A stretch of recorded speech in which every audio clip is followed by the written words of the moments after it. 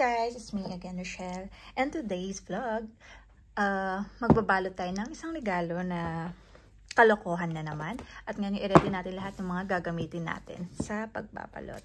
Yan, different masking tape, scotch tape, kasi nga may gagawin tayo. And then, yung aming pambalot na dinayo ko pa sa ibang area kasi mas mura doon. And then, itong karton na to, kailangan ko to. May paggagamitan din ito.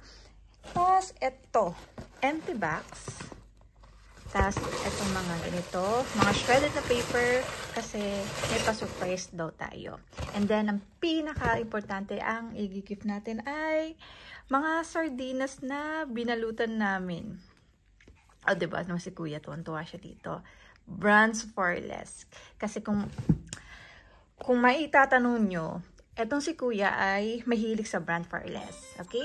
Ayun nga guys, yung sardinas, kasi naka-promo siya ng 3, 5 for dirhams, pumili na rin kami, at pinalitan namin yung kanyang brand. Diba? Ang galing ng idea na naisip namin, diba? For sure, mag-i-enjoy na naman siya dito sa gift namin. So, kung wala kayong maisip ng mga idea kung paano re-reguluhan ang mga tao sa paligid niyo, binibigyan namin kayo ng tips na ikatutuwa ninyong lahat. O, diba? O, sige, simulan na natin ang pagbabalot. Ang totoong gift pala namin ay itong belt na to. Reversible itong, belt na to. At ang brand niya ay, wait lang, reversible. Tapos, ang brand niya is Timberland. O, diba? Sana magkasya.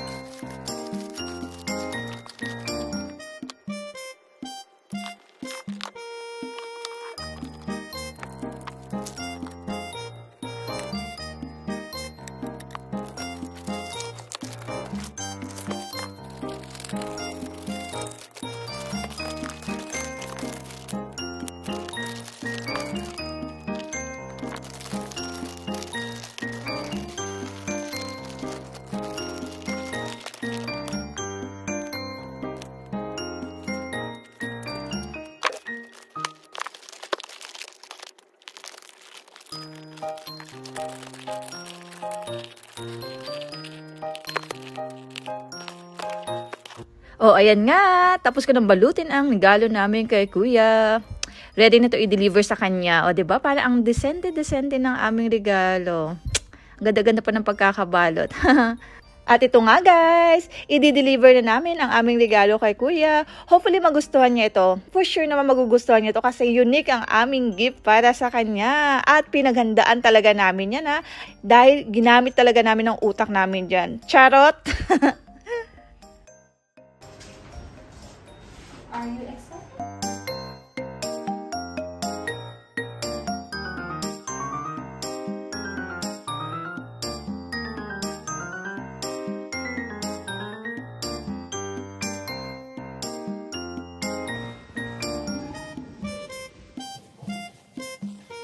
At ito nga guys, nakarating na kami sa bahay nila Kuya. At pagkakita ko nga sa handaan nila, mukhang natakam na ako sa mga pagkain na nakaahin doon. Tingnan mo naman, may palumpia pa sila. Isa-isahin natin ang mga pagkain nila. O, may lumpia, may pansit, may carbonara, at pansit again, carbonara. O, diba? At ito ang pinakamalupit na handa ni Kuya, ang lechon baboy. At meron pa nga silang papaitan. O, diba? Okay. Mabasagin niya ito. Kanino galing yan? Walang pangalan eh. Alam ko From kay Richard din Anonymous. baka kay ano. Sa amin, mula sa aming puso yan. Hi kay Jo at saka kay Box na Ate naman. Rich. Diligan naman kayo. Curly Glow. Ano ba yan? Lovely. Blue and lovely. Pero, lovely. Ang pakinis ang makakala kuya.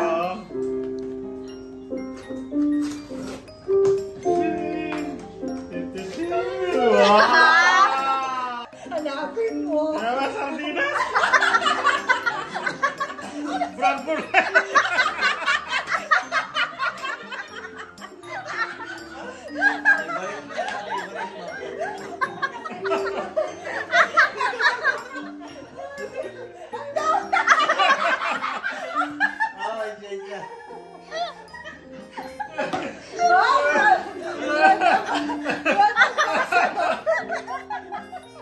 Ano kuya, gusto mo pa?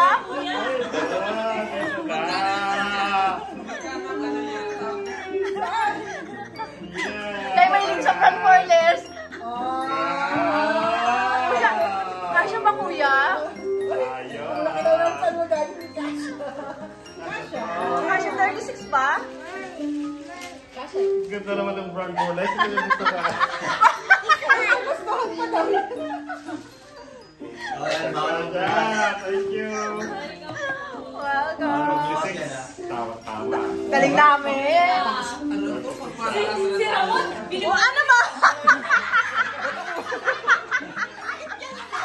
Oo, bilog na bilog ko sa mga regalo namin ah. Bilog na bilog ko sa mga regalo namin ah. mukhang sana sabi mo sana sa birthday ko ganito. Natupad yung pangarap niya maging artista. Kuya mo, hindi natin masasarado kuya. Hindi ata masasarado. Ay, sakto lang pala. Wow! 36 eh. Kasya to. Ah, 36 talaga? Wow! Mga siramot na regalo namin. si Ramon lang nakakay. Kami lang to. Sakto. Sakto ka!